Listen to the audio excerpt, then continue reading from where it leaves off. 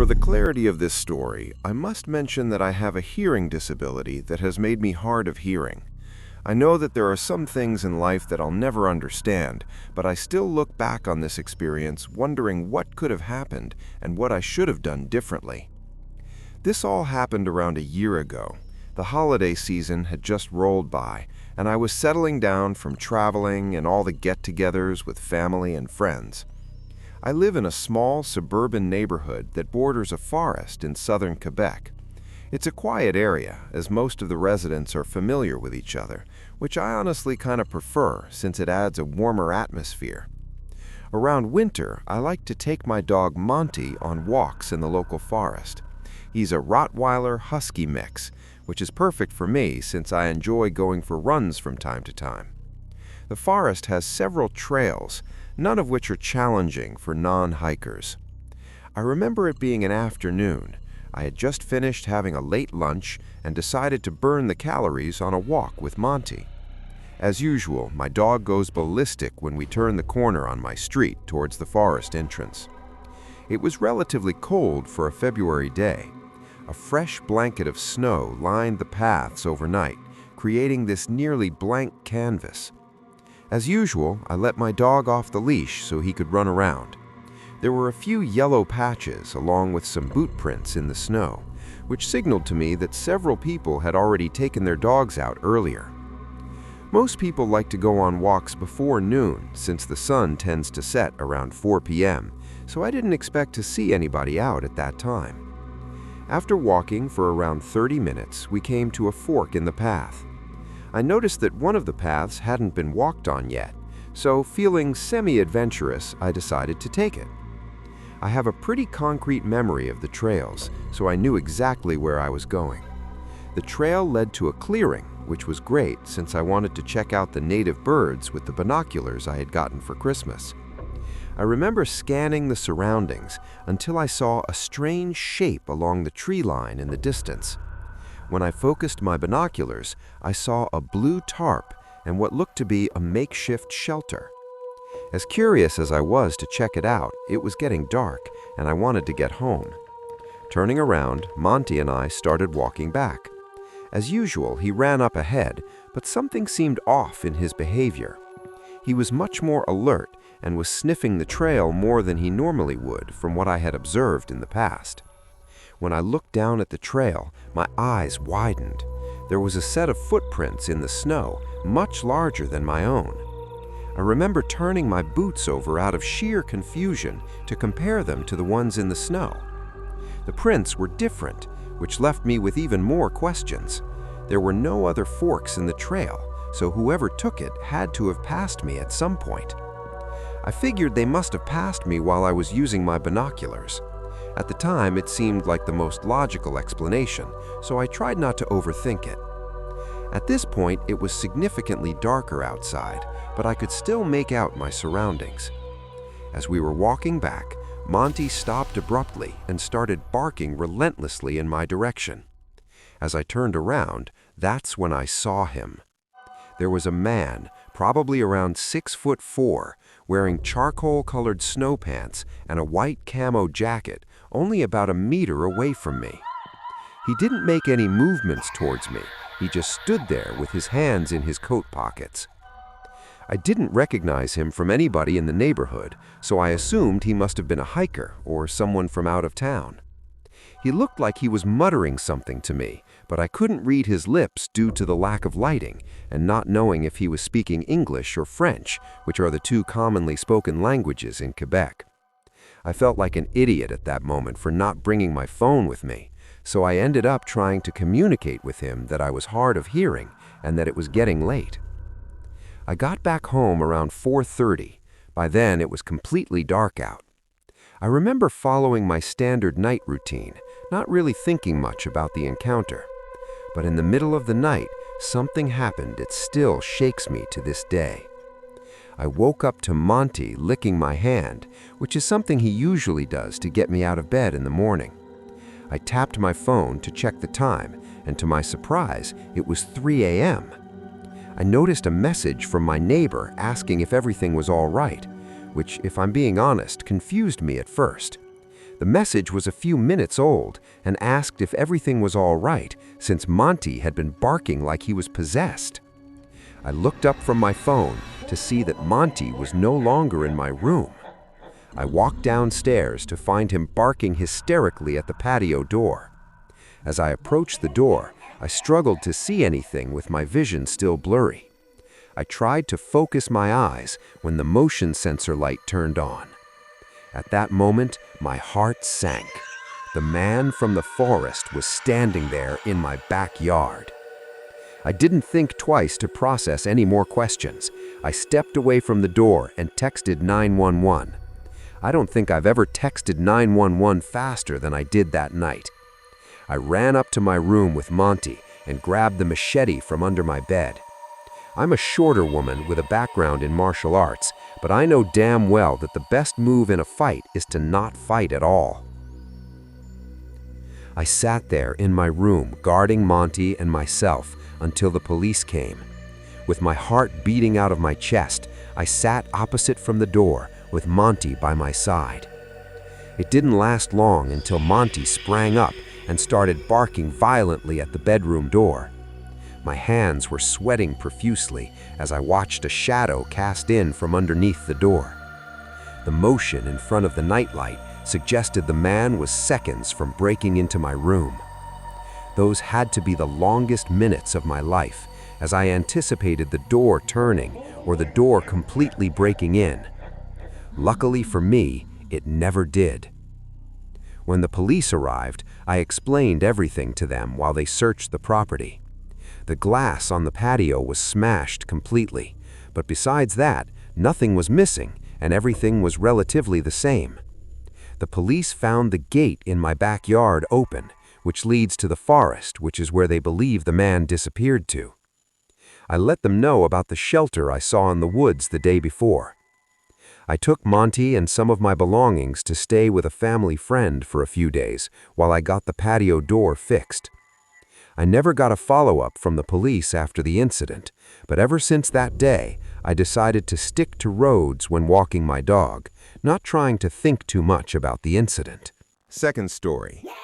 My name is Ember, and I'm a 16-year-old girl who lives in Illinois with my younger sister Kate, who's 15. My dad works for a deforestation group about 30 minutes from our house. It was a normal morning on December 5th as my sister and I were getting ready to go out to the movies. We decided to go watch a somewhat new horror movie, Terrifier 3, which had some Christmas stuff included in it. We all knew it was 18 plus, but nobody paid much attention. Plus, we looked older than we were anyway. We made our way to the movies and easily got in thanks to our appearance. However, halfway through the film, as everyone was anticipating the next scene, my phone buzzed loudly enough for the whole theater to hear, which really killed everyone's vibe, as they all turned toward me with annoyed looks. My sister and I scurried out until I tripped, which was embarrassing enough. After we exited the theater, I checked my phone to see who called me. It was my dad.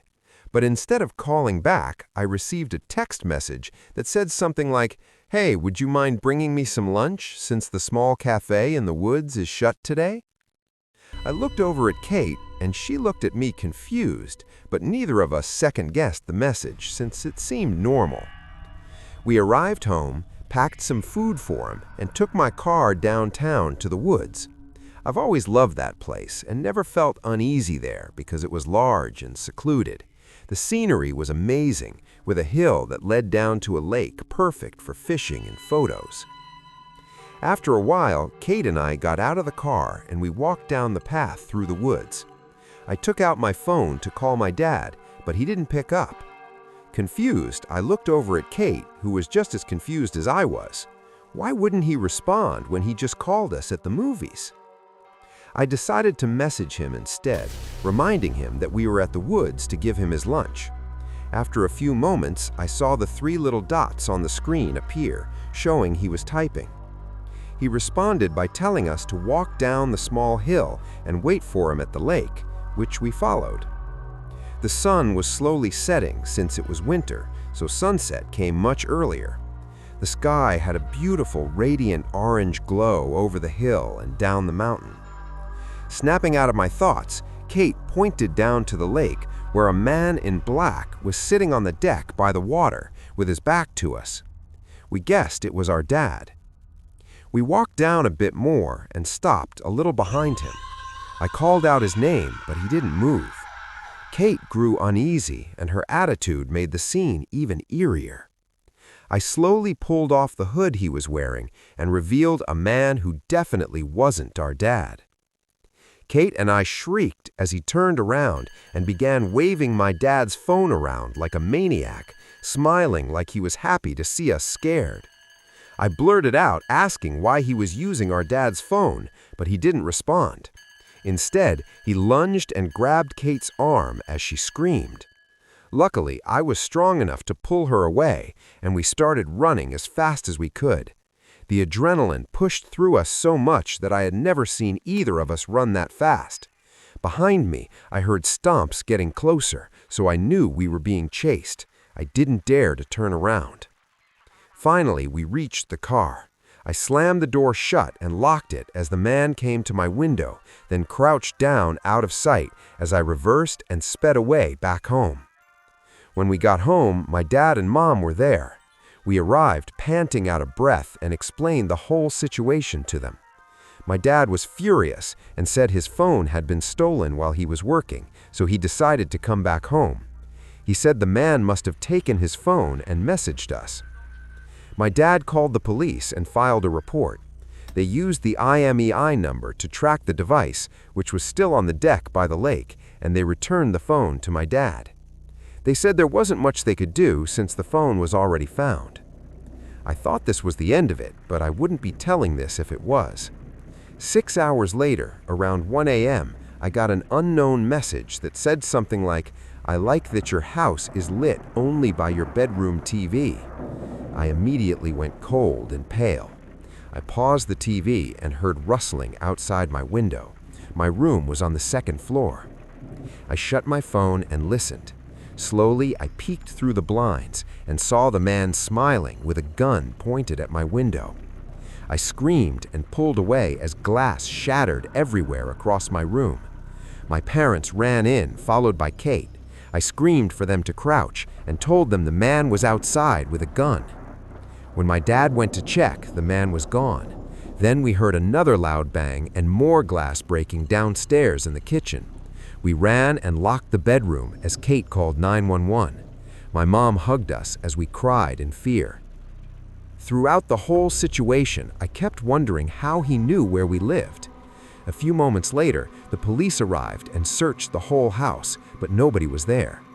Kate and I explained the situation again, and one of the officers said they should check the car. Surprisingly, a small air tag was found on my tire, which explained how the man knew where we lived and why he crouched before I sped out of the woods. The police told us they would patrol the streets and do everything they could to find the man. A few months later, he hadn't been found, but he never returned, which I hope stays that way. Me, Kate, and my parents are still traumatized by the situation, but mostly I felt stupid as the older sister for not being alarmed when the person didn't respond to calls and only responded through texts. All I know is I'll be more careful and never go to secluded places again, especially when I'm responsible for someone else's safety. Third story. It was 2021. One word to describe my day: hectic. Work was a show. This was prime COVID time, so I was working from home. I was supposed to be meeting with my extended family upstate, and I ended up finally getting off a nearly 3-hour Zoom meeting for work a whole hour and a half after everyone else had already arrived at my parents' house. And that didn't include the next 2 hours or so the trek up to their house would take me. I filled up 2 cups of coffee in my kitchen to take with me before leaving. God knew I'd need them. The second I opened my front door, I realized this drive would be more of a show than I had originally thought. The snow and wind had already picked up since earlier that evening, and the streets were barely even plowed. The ground had at least 2 feet of snow already, and it was supposed to snow like this for a majority of the night. I had to be driving under 25 on most residential roads. My car at the time was also a really old, crappy Hyundai, which wasn't ideal for extreme weather conditions at all. It didn't have anti-lock brakes either. I'm a fast driver though, so when I got on the highway, I raised my speed to 70, which was probably a lot faster than safe for the conditions.